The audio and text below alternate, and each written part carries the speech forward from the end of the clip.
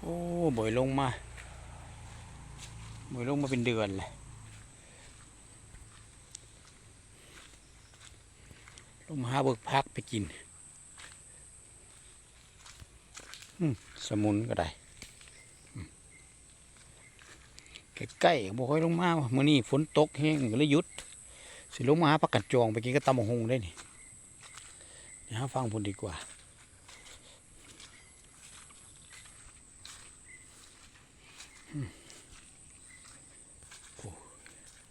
ปลาหลายเลยเนี่ยฝนตกนี่ห้อยสลีกับหลายห้อยมันไข่บ่อยลงมาหลุดเลย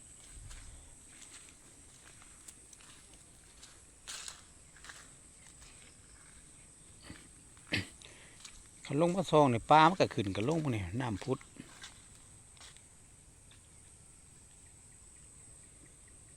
นี่แหละปลา